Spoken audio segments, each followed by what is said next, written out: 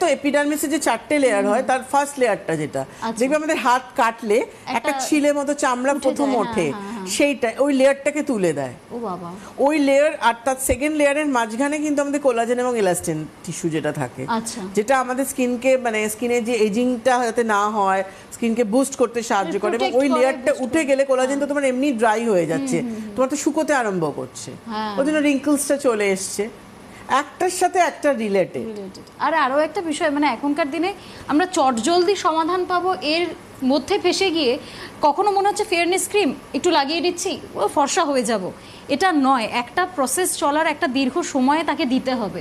একদমই। দেখো ওশিয়া হার্বালসের প্রোডাক্ট আমি কোনোটা বলি 3-4 দিনে কাজ করবে, কোনোটা বলি 7 দিনে করবে। দাগের জন্য টানা তোমায় 21 ডেজ ইউজ করতে হবে। দাগ রিঙ্কলস এগুলো একদিনে আসেনি, এগুলো আমাদের নিজেদের কারণে এসছে। সবার আগে আমরা দায়ী থাকি, আমরা প্রপার স্কিনকে মেনটেন করি না, ট্রিটমেন্ট দিই না, যার জন্য আমাদের এই প্রবলেমটা হয়। তো সেই ক্ষেত্রে যখন আসে তার জন্য আমাকে সময় দিতে হবে। এবং ওশিয়া হার্বালস যেটা 3-4 দিনে কাজ করে, কিন্তু ওর কোনো রকম সাইড এফেক্ট ছাড়াই। কারণ আমরা কোনো রকম কিন্তু যেটা সাইড এফেক্ট হবে, কোনো প্রবলেম হবে, সেরকম কোনো রকম ইনগ্রিডিয়েন্টস থাকে না।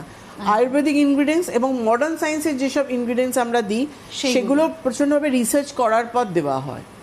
কোনোটার কোয়ান্টিটি কোনোটার যে থাকে সেটা কিন্তু পরিমাণ বুঝে আমাদের R&D সেভাবে তৈরি করে। কিন্তু আজকে যে ফাইটোডার্মার আমাদের যে পুরো সেকশনটা আমরা নিয়ে এসেছি, ধরো আজকে ফাইটোডার্মার আমাদের ফেস ওয়াশ থেকে শুরু করলে 2 রকমের আমরা ফেস ওয়াশ নিয়ে এসেছি। একটা hyaluronic acid face wash suitable for dry স্কিনের জন্য, একটা salicylic acid face wash suitable for oily স্কিনের জন্য। যাদের excess oily skin, rash pimples হয়, এক্সেস অয়েল কন্ট্রোল হয় না, তারা স্যালিসাইলিক অ্যাসিডটা করতে পারেন এই গরমে। যাদের নিমে অ্যালার্জি থাকে, ধরো মুখভর্তি র্যাশ পিম্পলস, নিমে অ্যালার্জি, তারা স্যালিসাইলিক অ্যাসিড ফেস ওয়াশটা করতে পারছে।